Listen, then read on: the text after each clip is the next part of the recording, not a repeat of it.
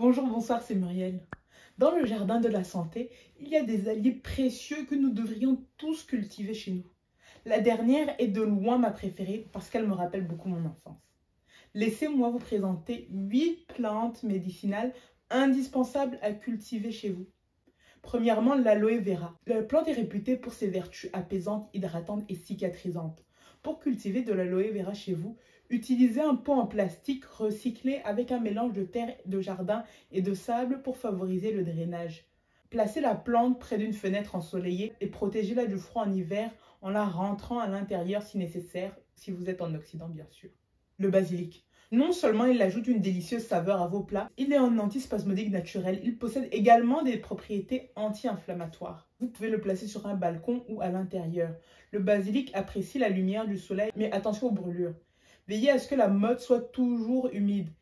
Très parfumé, on l'utilise frais et cru juste après l'avoir coupé. La menthe est parfaite pour soulager les maux d'estomac et rafraîchir la laine.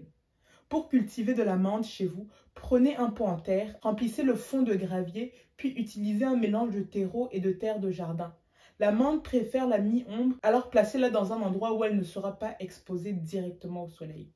L'armoise ou artémisia est utilisée pour ses propriétés médicinales, notamment comme antiparasitaire et tonique digestif. Placez le pot d'armoise dans un endroit ensoleillé où elle peut recevoir au moins 6 heures de lumière directe du soleil par jour. Si vous cultivez à l'intérieur, choisissez une fenêtre bien éclairée. Taillez régulièrement l'armoise pour encourager une croissance dense et compacte. Vous pouvez pincer les extrémités des tiges pour favoriser la ramification et éliminer les tiges mortes ou endommagées au fur et à mesure. La coriandre, à l'instar des plantes précédemment citées, est employée pour traiter les troubles digestifs. Pour cultiver de la coriandre en pot, choisissez un récipient profond avec un bon drainage.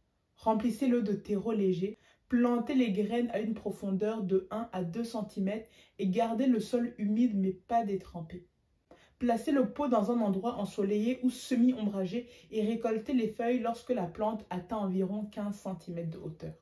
Le persil nettoie les reins, élimine la mauvaise haleine et protège notre système immunitaire. Pour le cultiver, il suffit de placer le pot au soleil au moins 5 heures par jour. Vous pourriez avoir l'impression que la plante pousse lentement. Il ne faut donc jamais oublier d'arroser la terre préalablement, mélanger avec de la tourbe et du terreau, même si vous avez l'impression que la plante ne pousse pas.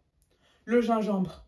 Sa racine puissante est un remède naturel contre les nausées, les douleurs articulaires et même les rhumes. Laissez le rhizome tremper dans l'eau pendant une nuit pour encourager la germination. Remplissez un pot profond avec un mélange de terreau riche et bien drainé. Plantez le rhizome de gingembre dans le sol en le plaçant à environ 5 cm de profondeur avec les bourgeons vers le haut. Arrosez régulièrement. Placez le pot dans un endroit chaud et lumineux. Vous pourrez récolter du gingembre frais dans environ 8 à 10 mois. La citronnelle, c'est une de mes plantes préférées parce qu'elle me rappelle des moments géniaux de mon enfance avec mes grands-parents. La citronnelle a des propriétés anti-inflammatoires et antifongiques. Elle a un effet répulsif vis-à-vis des moustiques. J'avais déjà testé et c'est vraiment pas mal. La citronnelle en zone tropicale, nous en avons énormément. En Occident, il faut la rentrer l'hiver venu si elle est en pot. Sa croissance ralentit, donc n'hésitez pas à tailler les feuilles fanées sans vous couper et surveiller la plante pour détecter les signes de maladie ou de ravageurs. Bref, en ayant ces plantes médicinales chez vous, en accès direct, vous pourrez vous faire des décoctions et autres remèdes naturels pour prévenir ou pour guérir. Pour moi, c'est aussi une façon puissante de raviver le lien avec la terre et les bienfaits qu'elle peut nous apporter. Merci pour votre écoute. Prenez soin de vous.